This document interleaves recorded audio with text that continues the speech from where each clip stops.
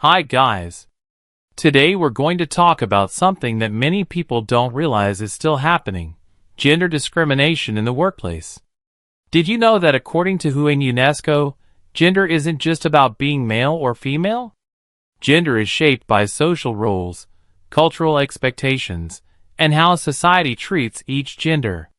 When these roles become unbalanced, it leads to unequal opportunities, biased treatment, unfair workload distribution, and even sexual harassment.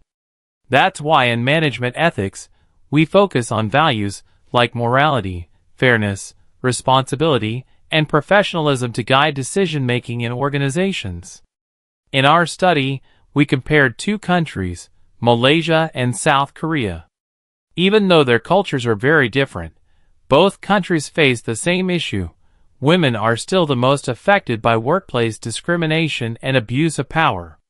Did you know that in Malaysia, awareness of sexual harassment increased after the introduction of the Anti-Sexual Harassment Act 2022, along with the establishment of the Anti-Sexual Harassment Tribunal in 2024?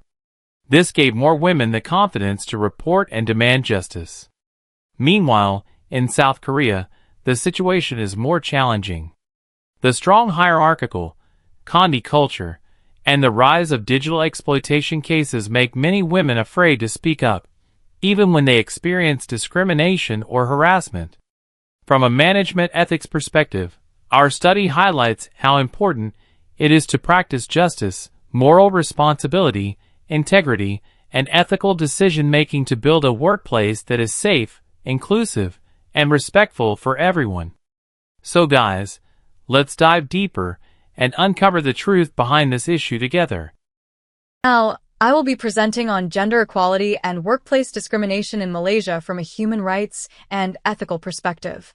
A 2024 national study by the Women's Aid Organization also reported that 62% of Malaysian women had experienced workplace discrimination, including unfair promotion decisions, unequal pay, and retaliation when reporting misconduct. Although awareness of these issues has increased, many sexual harassment cases still go unreported due to fear, shame, and lack of trust in internal reporting systems.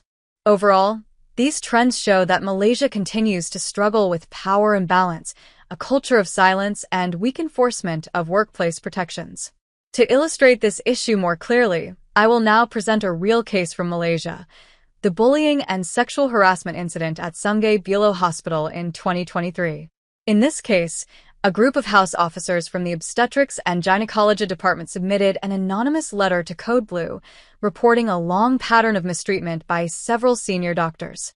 They described being verbally abused with words like bodoh and anjing, sexually harassed through inappropriate comments, and publicly humiliated in front of staff and patients. They also reported unreasonable working hours, including overnight shifts from 6 p.m. to 8 a.m. without proper rest, and being denied leave or meal breaks. More seriously, the house officers claimed they were threatened with extended housemanship or poor evaluations if they attempted to report the abuse. This created a strong culture of fear and silence, making it extremely difficult for victims to seek help. Although the hospital later stated that some allegations were valid and some were not, they did not provide details or corrective actions, raising concerns about transparency and accountability. Overall, this case clearly highlights how gender discrimination, power abuse, and harassment continue to impact Malaysian workplaces, particularly within the healthcare sector.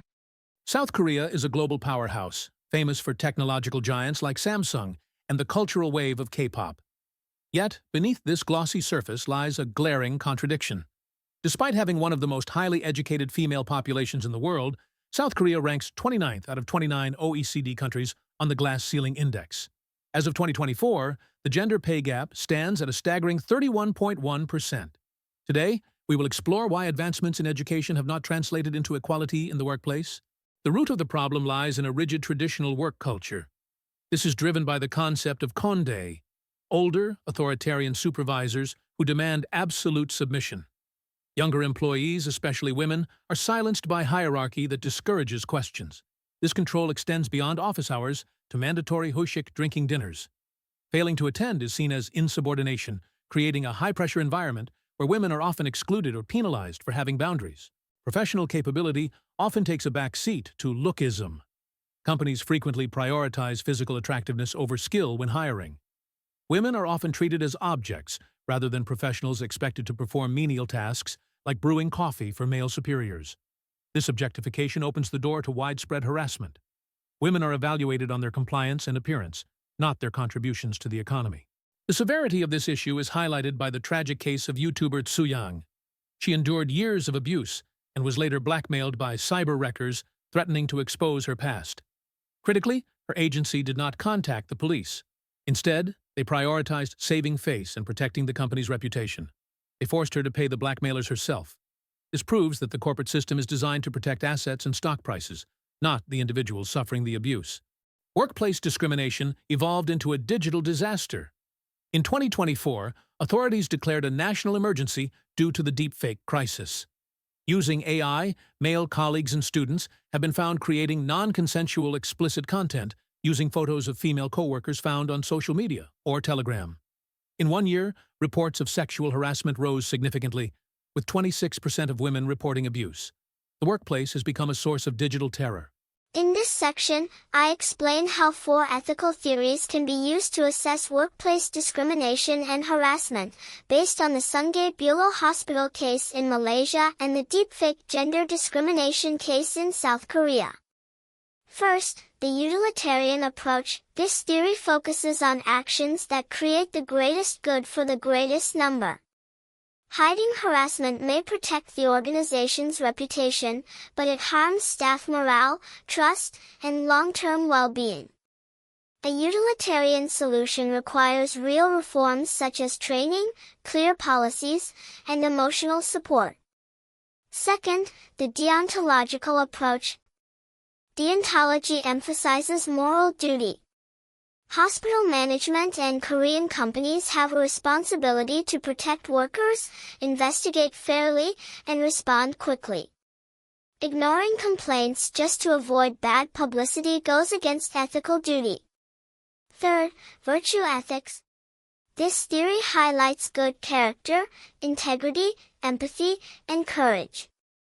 Ethical leaders must support victims, take responsibility, and create a safe culture, not stay silent because of hierarchy or fear. Lastly, the rights-based approach. Every worker has rights to dignity, safety, equality, and digital privacy. Both cases show how these rights were violated. Organizations must prioritize human rights over image. Both Malaysia and South Korea continue to struggle with serious workplace gender discrimination, but the reasons and the way these issues appear differ based on culture, workplace norms, and legal enforcement. Both countries share key similarities. They are influenced by patriarchal values. Women often hesitate to report harassment due to fear of blame or job loss, and both experience a persistent gender wage gap with women underrepresented in leadership roles. However, discrimination in each country takes different forms. In Malaysia, cases often involve face-to-face bullying, verbal abuse, and power misuse by senior staff. In contrast, South Korea faces a much more severe digital problem, including spy cameras, deepfake pornography, and online blackmail, which cause long-lasting emotional and reputational harm. Cultural pressure also differs. Malaysians stay silent due to modesty and workplace hierarchy, while Koreans fear public shame and harsh online judgment. Legally, Malaysia has introduced clearer systems such as the Anti-Sexual Harassment Act 2022 and a new tribunal, while South Korea's laws exist but are often poorly enforced, with companies prioritizing image over victim protection. Overall, South Korea faces a bigger and more complex challenge because digital sexual crimes are widespread.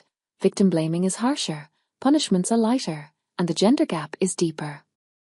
Malaysia still has issues, but its legal reforms give it a clearer path toward improvement. Therefore, while both countries must continue fighting discrimination, South Korea's problem is more severe and will take longer to resolve. So now, let's look at the ethical lessons we can learn from the cases. First, we learn how important it is for people to feel safe to speak up. In the Sungai Buloh case, the complaints about harassment were handled slowly, and this created stress, low morale, and even affected patient care. And honestly, when a workplace tries to cover up issues just to protect its image, it only makes things worse in the long run. Ethically, organizations are supposed to protect their employees, not their reputation. So the lesson here is simple. Workplaces need safe and confidential reporting systems, so people can report problems without fear of being ignored or punished. Next, let's talk about leadership. A leader's job isn't just to manage, it's to protect and support their team. In South Korea, because of the very strict Kandi culture, some leaders end up misusing their power. We saw this in cases involving women and young content creators like Suyang, where the company image was treated as more important than employee safety. So the takeaway? Good leaders must show integrity, courage, and empathy. They should stand up for their people, not silence them. And this is why organizations need training, mentoring, and proper ethical guidelines for leaders. Another big lesson is about protecting the basic rights of employees. The deepfake victims in South Korea didn't just face embarrassment, it affected their mental health, their careers, and sometimes even their finances. And the scary part is, some organizations stayed quiet because they didn't want bad publicity. But ethically, every worker has the right to safety, dignity, and digital privacy. So companies need stronger policies, fair investigations, and support systems like legal or psychological help. Policies only work if we actually enforce them. Malaysia made a strong move with the Anti-Sexual Harassment Act 2022 and the new tribunal. But in South Korea, even with laws in place, weak enforcement allows harassment and victim blaming to continue. So, to conclude, gender discrimination remains a serious and persistent issue in both Malaysia and South Korea, even as both nations continue to modernize and advance. In Malaysia, we see progress through new legal protections, especially the Anti-Sexual Harassment Act and Tribunal, which have encouraged more women to speak up.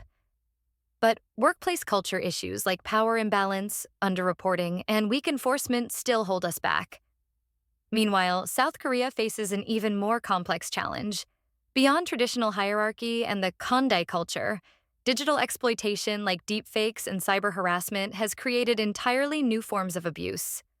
From an ethical perspective, utilitarianism, deontology, virtue ethics, and rights-based principles all show the same message. Organizations must protect employees, uphold dignity, and take accountability seriously. So overall, while Malaysia is slowly improving through stronger laws, South Korea struggles with deeper cultural and digital barriers. Both countries must keep pushing for fairness, safety, and respect, because every worker deserves a workplace that values their humanity.